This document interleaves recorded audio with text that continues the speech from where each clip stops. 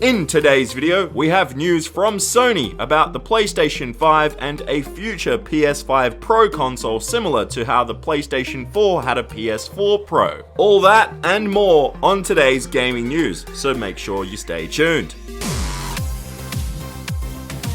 Here we go, back at it yet again with another video. G'day guys, I'm Champ Chong, and if you end up enjoying today's video, make sure you smack that like button and also smack it if you want to give away on my channel this weekend. So bam, smack that like button real good. But anyway, just before we do dive into the gaming news on today's video, as you know, I'm a massive basketball fan. I play basketball myself. I'm not the greatest, but I still give it all my best every single time I step on the court. But you can tell I'm wearing a Hoops Heaven shirt. Now, if you're wondering what Hoops Heaven is, it's a local store here in Perth where I buy pretty much all my basketball gear. They also have a website where you can buy all the craziest, coolest stuff about basketball, like jerseys, shoes, and all that good stuff. Now, they're not paying me or anything to do this. I just love supporting local businesses here in Perth. I'm a proud WA boy. And the thing is, I actually do shop there, so I 100% back them because they always have the best stuff. Like, I got this Luka Doncic jersey recently. Best player in the NBA, by the way. And I also got my shoes there recently, which are these Westbrooks here, the Jordan Westbrooks, and I played in them last night. Most comfortable shoe out there. And I also got my Perth Wildcats jersey recently there, Damian Martin. Yep, I'm going to the game tonight, by the way, so if anyone's at the Wildcats game against the Sydney Kings tonight, hopefully I see you there. But anyway, yeah, I just want to let you guys know Hoops Heaven is awesome,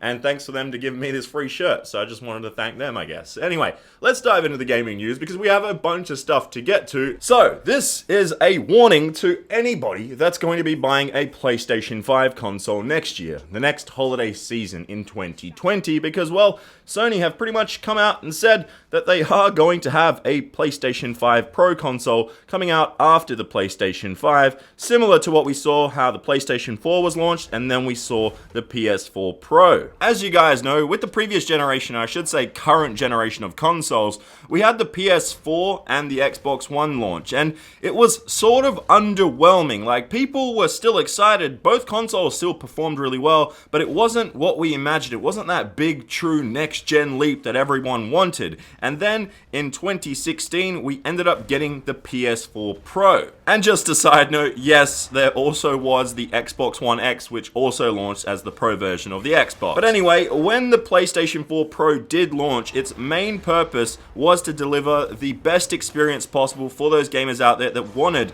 better visuals, better performance, and all that good stuff in their PlayStation console. A lot of people out there were wondering if this was going to be a fail or if it was going to actually succeed, and well, it was an experiment that largely succeeded. It provided those hardcore gamers, similar to like myself, the PlayStation experience that we wanted originally when the PS4 came out. We ended up getting the PS4 Pro a few years later, and it was everything we imagined. But now we fast forward a few more years, and we're getting a PlayStation 5 next holiday season in 2020, but on top of that, it looks like we'll be getting a PlayStation 5 Pro console further down the line, probably in 2023, potentially. We don't know that just yet, but looking at how things work and how the timeline goes, that'll most likely be when we do see it. Now, in an interview with Game Informer as part of the 25th anniversary for PlayStation, the Executive Vice President of Hardware Engineering and Operation at Sony Interactive Entertainment had just given us a bit of a hint in this interview regarding the PlayStation 5 and the PlayStation 5 Pro because of how things went with the PS4 Pro. Here's part of what he had to say regarding the matter. It's actually pretty interesting. Indeed, in the past, the cycle for new platform was 7 to 10 years, but in view of the very rapid development and evolution of technology, it's really a 6 to 7 year platform cycle. Then we cannot fully catch up with the rapid development of the technology, therefore our thinking as far as a platform is concerned for the PS5, it's a cycle of maybe 6 to 7 years. But doing that, a platform life cycle, we should be able to change the hardware itself and tried to incorporate advancements in technology. That was the thinking behind it and the test case in the thinking of the PlayStation 4 Pro that launched in the midway of the PS4 launch cycle. So yeah, right there, we pretty much have confirmation that Sony decided that, well, if the PlayStation 4 and the PlayStation 4 Pro sort of life cycle worked for them, they're going to do the same thing again with the PS5 and the PS5 Pro, which is really exciting, but also a bit of a warning because it kind of makes you go, is there a reason for me to buy a PS5 right away when it comes out next year, and then in 2023 potentially we could see a PS5 Pro, and then your console is no longer the best one on the market? Now the counter to this is PC gaming. Like with PC gaming, I've got my PC back there, which is a pretty damn good computer, but every year it becomes not obsolete, but it's just no longer the coolest thing on the market. It's no longer the most powerful. It doesn't give the best experience out there. Even 6 months into owning a PC, you pretty much like no longer have the best thing out there. And this now seems to be a similar thing with your console. With the PlayStation 4 and the PlayStation 4 Pro, we saw that same thing with the Xbox One, the Xbox One X coming out, and they also released the Xbox One S, and now they've got an all digital console. It's getting pretty crazy out there, and this all I feel like is because of how rapidly technology advances. Just look at our phones, for example.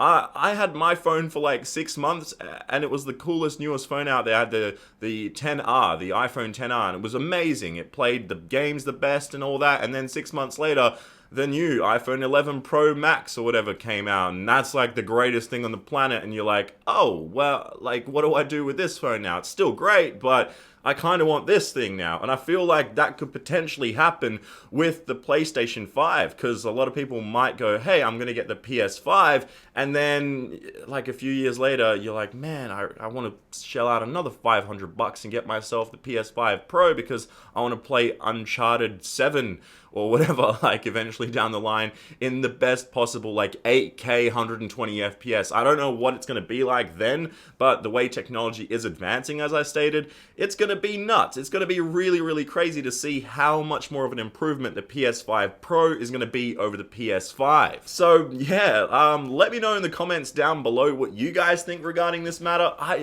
It's a real tricky situation. Like, is this gonna maybe deter you from buying a PS5 at launch? For me, no. I'm definitely still gonna buy a PS5. Like, I'm gonna get one. Even if Xbox do the same thing and they release a Xbox 2X or whatever they end up calling their system, like, I'm still going to buy those consoles at launch and want to have the best experience. And then 3 years or so down the line, I may upgrade again. I'm not sure. It'll definitely come down to see like how much more of an improvement these consoles do end up being halfway through their life cycles. And it's really cool to see that consoles at the same time are coming out more regularly, because for the Xbox 360 and the PS3 generation, just in my opinion, that lasted way too long. It felt like it was a decade, which it realistically pretty much was. And now we're pretty much fine-tuning that down to about 6 years. And I feel like when eventually, maybe like 6-7 years from now, we end up getting the PlayStation 6. I don't even want to talk about that right now. That's like so far away. But eventually, one day when that comes out, that life cycle may only last 4 years, so we might not even have Pro systems then, or we may have Pro systems 2 years into those life cycles. And just that rabbit hole you could go down is pretty insane to think about, because of just how insanely quickly, rapidly technology is advancing. So it's an exciting yet interesting time that we live in, and it's a bit scary because you don't want your stuff to become obsolete or kind of like that, just not as powerful as it once was so quickly, because, well, it's all changing so quickly, as I said. But let me know what you guys think regarding this news in the comments down below. But anyway, now let's move on to some more gaming news on today's show. And it's something to talk about, well, for next week, because the Game Awards are happening next week. If you don't know, the Game Awards are one of the biggest shows. It's hosted by Jeff Keighley every single year, and it's pretty much where everyone decides to go and choose what Game of the Year is and what other like announcements are and all that good stuff. And well, it seems like next week when the Game Awards are on, there are going to be around 10 new games/projects that will be announced and revealed. This happens every single year, and well, this year is no exception. Here's what Keighley had to say regarding new games and projects that will be revealed at the ceremony. We have a bunch of brand new games being announced at the show. I think there are around 10 new games projects being revealed if you want to count the things that no one has heard about yet. As always, the internet has a lot of really bad information out there about what you think is at the show, but it sure is fun to read. Now, this is really, really awesome. I'm not sure if this is all going to be software. It probably will be. It'll just be games. It won't be any hardware-related stuff like consoles, but that would be insane if somehow one of the companies of Xbox or Sony revealed something there, but I'm not going to get my hopes up. But on top of that news right there, which is really awesome news, we do have a little bit of sad news, I guess, that he did state, which is what you see on screen right here. He stated, "There are no plans, never were, to do anything with Resident Evil 3 at the show. A lot of these leaks are completely wrong. Nothing about our show leaked as of this writing." So yeah, this is exciting news overall. Like, sure, we're not going to get anything Resident Evil 3 related unless they're kind of trying to just trick us and then they do reveal some Resident Evil 3 HD stuff. That'll be pretty cool, but we'll have to wait and see because the Game Awards are next week. And I will keep you guys up to date. I've got like, my head's kind of just spinning right now because I'm thinking about what kind of games they could reveal, because they're saying things that have never been shown off. So it could be some brand new games from the Xbox Game Studios that have been acquired recently that just have been like behind the scenes and just haven't been revealed at all yet. Or it could even be the Sony games or Nintendo games that are coming out in the next year or two, or just next gen games. That's what I want to see. Let me know what you guys want to see, because yeah, I'm really excited. The Game Awards are next week, and also I'm going to make a prediction for Game of the Year. Man, it's Anthem. No, I'm just kidding. That's like probably the biggest disappointment of the year. I actually can't put my finger on Game of the Year. If you've got any predictions what you think will win Game of the Year, let me know in the comments down below. There's actually quite a lot of games. Even the latest Star Wars Jedi game, that game looks like it could be in the top 4. I'm not sure though.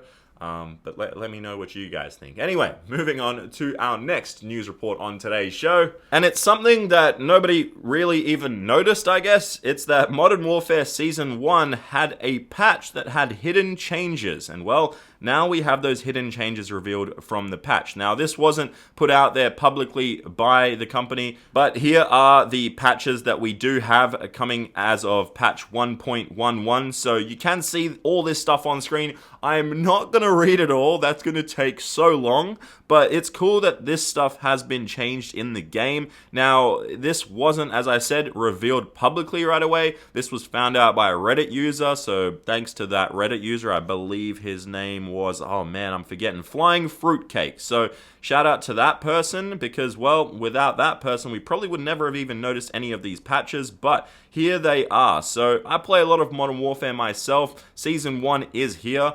And now we've got some changes to the game. Personally, I'm not a big fan of some of the changes that have come recently. I think it's just a lot of people are complaining constantly online about this and that. Like, they change something here, and then someone complains about it, so they change it again. And I feel like a lot of games do this too often, and you just need to allow people to adapt and just get used to the meta of the game. And especially since it's a fully online game where people are just constantly playing online, you can't just change the meta of the game every single week or two. It just becomes really annoying because you're trying to adjust to that change every single week or two, and it becomes really frustrating. Because one of the changes that I really don't like now is the shotguns are pretty much useless. I haven't honestly played it since this patch, like 2 days ago, but maybe they've changed it, I'm not 100% sure, but I played it like a week ago and I wasn't too happy with all the changes, because I like shotgunning people and making them rage, because you hear them for that split second in Call of Duty when you kill them, they're like, what the blah? And they yell. I can't swear because then I get demonetized, which is really fun. Yeah, YouTube. Anyway,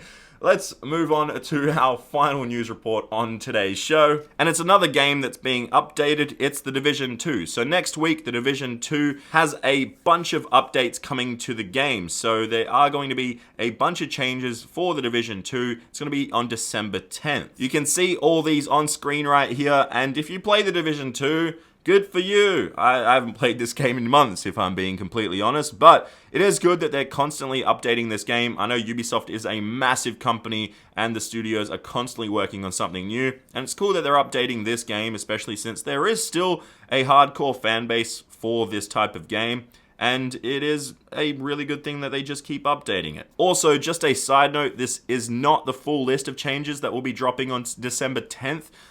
There will also be a big title update known as Titles Update 7, and it's going to introduce Episode 3 for the game. As long as a new raid, it's going to be released in 2020. There's also a few other things coming on December 10th, so be aware if you are still playing this game. As I said, I haven't played Division 2 in months. It was a good game, but none of my friends play anymore, so it's kind of like, I guess I'll jump on Modern Warfare instead, because that's where all my friends are, or on NBA 2K.